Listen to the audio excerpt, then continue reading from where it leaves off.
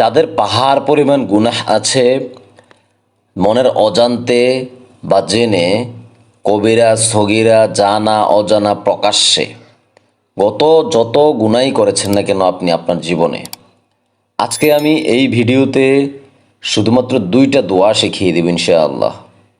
প্রথম যেই দোয়াটা, সেই দোয়াটা যদি আপনি আপনার জীবনে অন্তত একবারও অন্তঃস্থল থেকে পাঠ করেন, জিনার গুনাহ যদি হয়, কবিরা সগীরা যত গুনাহ আছে সকল গুনাহ আল্লাহ তাআলা মাফ করে দিবেন। সুবহানাল্লাহ।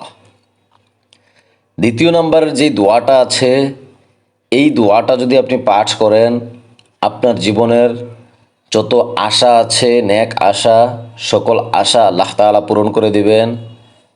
আপনার যত দোয়া আছে সকল দোয়া কবুল করে নেবেন, অর্থাৎ দুনিয়া এবং আখিরাতের জন্য যথেষ্ট হয়ে যাবে ইনশাআল্লাহ এই শুধু 2টা দোয়ায়। বস্তুত মানুষের জীবনে গুনাহের কোনো শেষ নাই। মানুষ এই জাহিলিয়াতের যুগে দুনিয়ার পেছনে পড়ে অনেক গুনাহ করে থাকে, যার কারণে আমরা চিন্তা করেছি হাদিস থেকে সর্বশ্রেষ্ঠ দোয়াগুলো কালেক্ট করে আপনাদেরকে জানানো এবং শেখানো। সেইরূপ সর্বশ্রেষ্ঠ একটা দোয়াই আজকে আমি আপনাকে এই ভিডিওতে শিখিয়ে দিব। আপনার কাছে বিনীতভাবে অনুরোধ থাকবে, আপনি তো শিখবেনই, পরিবারের সকল সদস্যদেরকে এই দোয়াটা বেশি বেশি পড়তে আদেশ করবেন। শেয়ার করে দিয়ে মিনিমাম 25 থেকে 30 জনকে দেখার সুযোগ করে দিবেন। তওবা শিখিয়ে দেব ইনশাআল্লাহ আমি আজকে এই ভিডিওতে। তওবা অর্থ ফিরে আসা, ইস্তেগফার মানে ক্ষমা প্রার্থনা করা।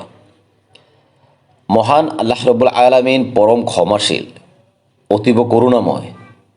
তিনি বান্দার ভুল ত্রুটি, পাপ তাপ যাবতীয় যত অপরাধ আছে ক্ষমা ও মার্জনা করে দেন এবং দয়া বর্ষণ করেন। আল্লাহ তাআলা পবিত্র কোরআনে বলেন, আমি তোমাদের পরীক্ষা করব কিছু ভয়, ক্ষুধা, সম্পদহানি, প্রাণহানি ও ফসলের ক্ষতির মাধ্যমে। তুমি সুসংবাদ দাও ধৈর্যশীলদের। এই ছোট্ট লাইনের আমি একটু তর্জমা করি আপনাকে। আপনার জীবনে বিপদ আপদ আসবেই, আপনি গুনাহ করবেনই শয়তানের অসওয়াসায় পড়ে, কিন্তু তার জন্য আপনাকে আল্লাহ তাআলার কাছে ক্ষমা চাইতে হবে, মাফ চাইতে হবে, নত হতে হবে। তাইলে আল্লাহ তাআলা কি বলেছেন, তুমি সুসংবাদ দাও ধৈর্যশীলদের। আপনি যদি ধৈর্য ধরে আল্লাহ তাআলার কাছে দোয়া করতে পারেন, মাফ চাইতে পারেন, আপনার জন্য অবশ্যই সুসংবাদ। যারা তাদের প্রতি মুসিবত আপতিত হলে বলে, নিশ্চয়ই আমরা আল্লাহর জন্য এবং আমরা তার কাছেই ফিরে যাব, তাদের প্রতি তাদের রবের পক্ষ থেকে শুভেচ্ছা ও রহমত এবং তারাই হেদায়েত প্রাপ্ত। সূরা আল বাকারার 155 নম্বর আয়াত। অর্থাৎ প্রথম কথা, আপনাকে ধৈর্য ধরতে হবে। আপনি গুনাহ করবেনই, মানুষ গুনাহ করবে, এটাই আল্লাহ তাআলা বলেছেন। কিন্তু আল্লাহ তাআলা দয়ার সাগর। আপনি যদি ক্ষমা করেন, আপনি যদি ক্ষমা চান, আল্লাহ তাআলা আপনাকে অবশ্যই ক্ষমা করে দিবেন। 5 ওয়াক্ত নামাজের সাথে সাথে সর্বাবস্থায় জিকির, ইস্তেগফারের সাথে কানেক্টেড থাকবেন। হারাম থেকে দূরে থাকার চেষ্টা করবেন। সবসময় মৃত্যুকে সামনে রেখে, মৃত্যুকে মাথায় রেখে চলাফেরা করবেন। প্রিয় বন্ধু, যেই ব্যক্তি মৃত্যুকে স্মরণ করে না, ওই ব্যক্তির দুনিয়াই সব কিছু। সে কোনো কিছু করতেই দ্বিধাবোধ করে না। আর যেই ব্যক্তি দুনিয়াকে পেছনে ফেলে মৃত্যুকে সামনে রাখে, মৃত্যুর কথা সবসময় স্মরণ করে, ওই ব্যক্তিই প্রকৃত ঈমানদার। ওই ব্যক্তির দ্বারা যে কোনো অন্যায় কাজ সংগঠিত হওয়ার আগে একটু চিন্তা আসে মাথায়, কেন আপনি এতটা দুর্বল হয়ে গেলেন? আপনাকে তো আল্লাহ তাআলা সর্বশ্রেষ্ঠ করে এই দুনিয়াতে পাঠিয়েছেন। বালিশের সাথে মাথাটা লাগায়া শুধুমাত্র 1 মিনিট একটু চিন্তা করেন, আপনি এই দুনিয়াতে কি আমল করতেছেন, কি কাজ করতেছেন, যার কারণে আল্লাহ তাআলা মৃত্যুর পরে আপনাকে জান্নাত দান করবেন। ওই জাহান্নামের আযাব বড় ভয়ঙ্কর আযাব।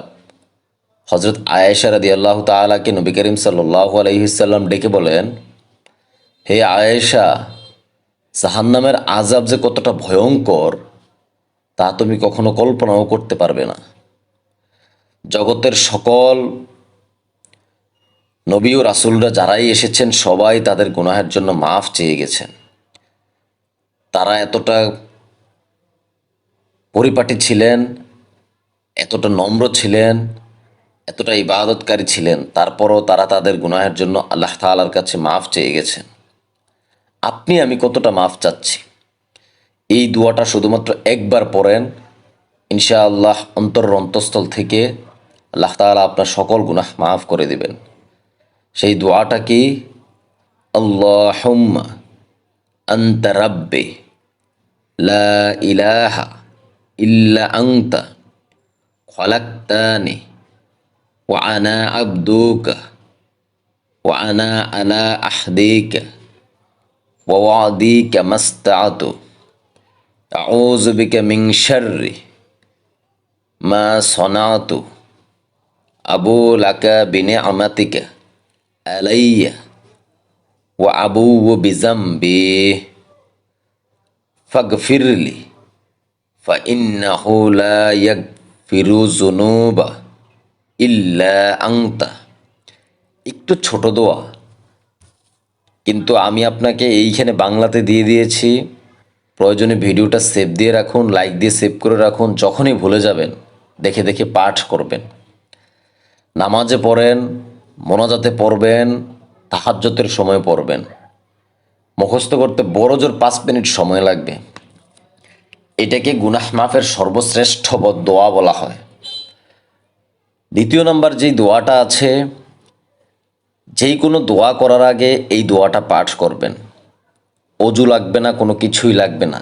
যেই কোনো, আপনি যদি আল্লাহ তাআলার কাছে কোনো আশা ব্যক্ত করেন, এই দোয়াটা আগে পড়বেন, তারপর আপনি আপনার দোয়া পড়বেন, দুরূদ শরীফ পাঠ করবেন। ইনশাআল্লাহ আল্লাহ তাআলা আপনার অবশ্যই দোয়া কবুল করে নেবেন। ধৈর্য ধারণ করে আমল করতে হবে। আল্লাহ তাআলা ধৈর্যধারীদেরকে পছন্দ করেন।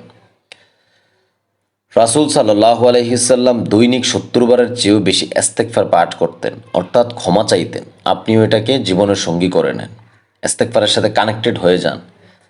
দ্বিতীয় নম্বরে যে দোয়াটা মনের আশা পূরণ অথবা দোয়া কবুলের আমল বলা হয়, সেটা কি?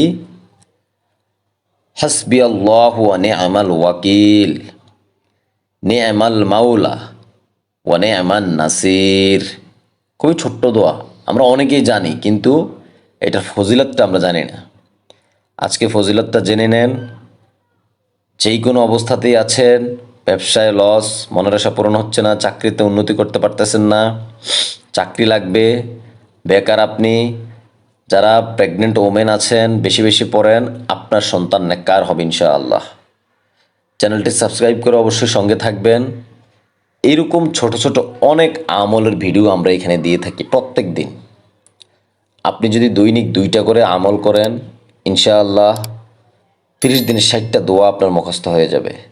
নবী করিম সাল্লাল্লাহু আলাইহি ওয়াসাল্লাম সর্বাবস্থায় আমাদেরকে দোয়া শিখিয়ে দিয়েছেন। আমরা এগুলো কালেক্ট করে এই চ্যানেলে দিয়ে থাকি। আপনারা একটু দেখে দেখে পড়ে নেবেন ইনশাআল্লাহ। পরিবারকেও পড়ার আদেশ দিবেন, শিখিয়ে দিবেন। আপনার কারণে কেউ আমল করলে কিয়ামত পর্যন্ত আপনি সেটার সওয়াব পাবেন। ভালো থাকবেন। আসসালামু আলাইকুম ওয়া রাহমাতুল্লাহি ওয়া বারাকাতুহু।